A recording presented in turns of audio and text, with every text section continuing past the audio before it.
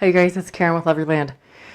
I'm holding this plant up because it needs more soil, and if I let go, it's going to fall over. So, a while back, I told you guys that I take all the plants out every couple of weeks and really assess them, because if you grow a lot of plants and you have a small grow space like me, they get so crowded in there, I can't tell what's going on with anybody except maybe like the front row ones, and even then it just becomes such a jungle. I have to take them all out and just observe. And they also grow at different rates, so after I take them all out, if I'm going to prune them or do whatever, then I'm going to have different heights, and so the lighting situation that I have set up right now may not work for these plants, and it may not work for the plants in the places that they were before I took them out.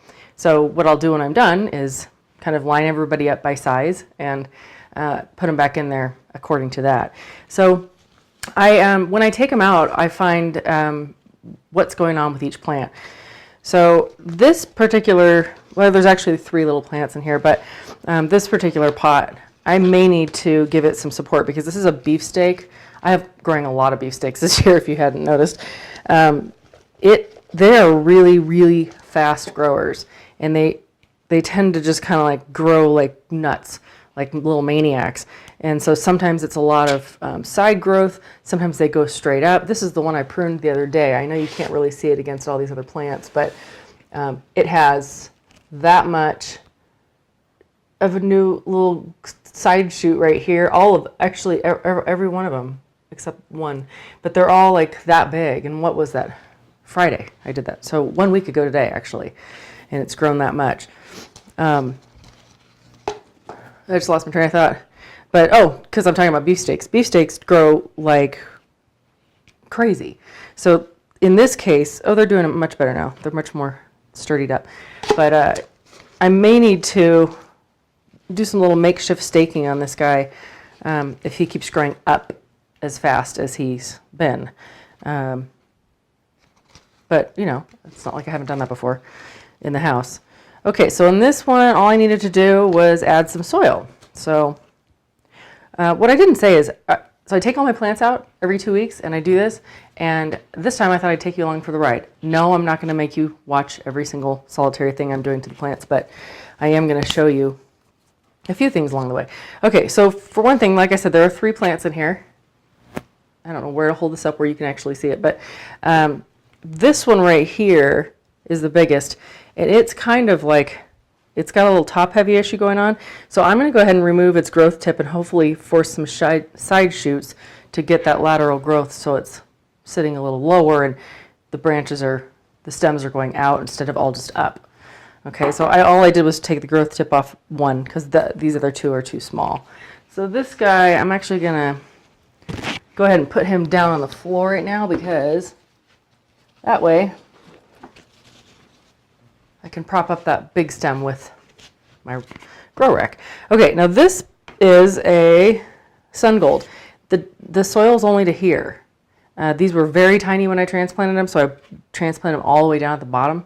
And this is great because now I have, about that much room to backfill the stems with soil, and it's going to really help this plant sturdy up quickly. So I'm taking off the lower stems that I don't want to bury, the side stems, not the main stems. And let's see. All right, pretty easy. And this is just like this is your general maintenance of your tomato plants while they're inside. Those of you that have been gardening for a long time, you already know this. This is really geared for primarily the new gardener, because new gardeners are gonna get to a point, especially if it's your first time growing from seed. I can't talk today. You're gonna get to this point, and you're gonna be like, "Whoa, what do I do? Like this? What's going on here? I mean, this is just falling over." But there's solutions, and they're gonna be fine once they go outside. You're just really trying to get them as strong as possible now. While they're inside, and give them the best chance for outside life that you can. So these 2 guys are going to be so happy once they realize that they have all this extra soil around their main stems. One question I'm getting is, do I need to put my plants out of direct sunlight or out of the grow lights after I prune that growth tip off? You can if you want. I don't find it necessary. It's not like, you know, a major transplant or something. They barely even know it happens. So I don't keep them out of the lights when I take the growth tip off. I'm going to put this guy down here too. Not because he's top heavy, because I'm going to get confused on what I did to who. So more beefsteaks. Got another one here. This guy had a partner in crime in this pot, but it too was very small when I transplanted it, and it was one of the ones that I think I hurt somehow. But I was giving it a chance because there was room in this pot for it, and it's just not. It's still only like that big out of the soil, so I just said, I'm gonna call this one done. All right, so that's all I'm doing. Is it? Let's see. No, I'm gonna go ahead and take this growth tip off because this plant also is a little top heavy, and he's got this real long main stem. So hold on, pay attention to what you're doing, Karen. This is the growth tip, but I think I'm gonna take this. See if you can see this is separate. This is the growth tip. This is a little lateral growth, but I'm going to go ahead and take this whole thing off because it will help it not be so top heavy. And it's going to grow back. That was something else that somebody was asking me. They're like, but if I take the growth tip off, you know, it's not going to grow or whatever. And the growth tip grows back like crazy. You can't even keep up. It'll just keep growing back and growing back and growing back. And other stuff too. More beefsteaks. My goodness. So, I may run out of soil here before I'm done, but that's all right. And I apologize again this week for not getting Wednesday's video out. I could not do it. I was thinking in my head I was going to, and I was like, how am I going to do this? How am I going to do this? And then finally I just went, I can't do it today. So I have a new client is what it is. And I'm very focused on that. And so it's until I get acclimated with that, I may miss a couple videos here and there. Okay, again, this is a beefsteak. I'm going to take the growth tips off both of these because they're definitely big enough and sturdy. The stems are thick enough. So that's all I'm doing to those guys. And let's see, who's next? Okay, I don't know what's going on with this plant. It does not need more soil, it does not need more food. It must have made contact with the lights and I didn't realize it. That's another thing. You know, become such a jungle in there. Sometimes I don't realize if one plant is jammed up underneath some lower lights. Well, I just raised these, but you get my point. That's all I can figure. And so I'm going to go ahead and take the growth tip is what's affected here, and I'm going to take that off. This is also a striped Roman, so they're just kind of a mess. Once they go outside, they get their stems get real thick, and they really, really do great, and they're fantastic producers, and they're my favorite tomato of all time. So I don't worry too much that they look not good when they're in the house because I know what happens year after year, same thing. I didn't need to take that off, but that's okay. So he's got some damage right up here too. Can you hear that? Yeah. So he obviously made some contact with the lamps. But see how any of you that are growing striped Romans, maybe I'll bring this up to you. I will. I'll bring it up to you. Hang on one sec. If I can get out of here. I'm trapped. Help. Okay, I know we've got some backlight going on here, but can you tell how these are just they're very delicate and they're very droopy. That's just how striped Romans are. Some are a little sturdier than others, but this is how they behave. They don't have a disease. That's just the way they look. All right, this is a Japanese black trifle, or however you say that. I don't know how, but this is probably my second favorite tomato. I grew them for the first time last year, and they are so gorgeous and so delicious. And they're big potato-like leaves, too, so they're a very beautiful plant. I don't know what we're going to do with you, because this is like a problem. I may actually take this guy out and repot him, not right now, but at some point, because he's not playing along with the growth rate of these other two. And then I actually started, actually started a bunch more of these too down here.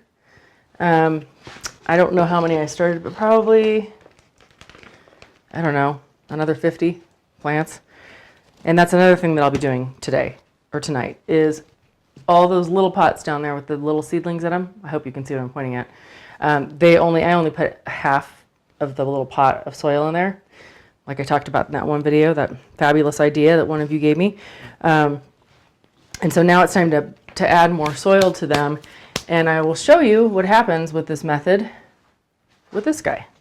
So same thing with this. I again, backlight. I only filled this pot halfway with soil and put the seeds down there, and then as it grew up, I backfilled with soil. And this little seedling has like, it's trying to be big. It has like several sets of true leaves, and it's really just a very young, small seedling. It's not even a month old. It's less than a month old. There's 3 of them. Yes, there is. So it really stimulates growth to have their stems buried at a very early age. Yeah, I'm really proud of these guys, and I'm really, really impressed with this method. So I've done it with everything up here, and then again down there, it's time to do that for those guys. Meanwhile, you're looking weird, but okay. It's just how it goes when they're inside. They just look weird. What do we have here? Cherokee purples. I started a bunch more of these too because I hurt the first ones. I'm going to go ahead and take the growth tip off of these. And I know you can't see what I'm doing exactly here, and so if you aren't sure what the growth tip is or what to cut off, go back to last Friday's video, I think it was, because I do a close-up. So you'll know exactly what to cut off and what not to cut off and all that. So that's all I did there, was just cut that growth tip off. And we have another one with some light bulb damage up here, but what are you going to do? Maybe pay attention. That's an idea. Yeah. I'm going to take the growth tip off of these. These are beefsteaks, I'm sure. Yep. I think I'm going to take that whole thing again. Same thing on that one. And call it good for now. I could probably add more soil, but I need it for... No, I don't. Yes, I do. That's okay. I'm going to add soil anyway. So the point of this video, again, is just to show you a variety of different phases that your tomato plants will be in when you start a bunch, and different varieties and things like that in your house. They're going to grow at different rates. They're going to look, some of them are going to look like the striped brown ones, or not real spiffy looking, whereas the beefsteaks look great. You know, they're all a little different, just like kids and people. This is, yeah, oh my gosh, that's the guy from last weekend. Is that no, I thought it was a flower. It is, actually, there is flowers in there. You're awfully ambitious. So this is a beefsteak. I'm not going to do anything with this except transplant it into a bigger pot later, or maybe this weekend. This is also a beefsteak. See what I mean? Okay, same exact variety, planted 2 days apart. This was January 29th. This was January 31st. I don't know. 2 days of growth isn't this much more. And this is a totally perfect specimen of a nice little bushy plant that's never even been pruned. And he's just decided to be perfect all on his own. And then you have this one that I don't know what he's thinking, but he's not making good choices, and this is not really ideal. You want that stem buried down deeper. So I will transplant him into a deeper pot. Anyway, that's the update in here for now. I'm going to go mix up some more soil and get soil into the rest of these pots. But I hope you guys have a fantastic weekend, and I will talk to you later. If you have any questions, post a comment below or go over to Facebook and ask me there, and I will answer you. Okay? See ya. Bye. Wait, I'm trapped.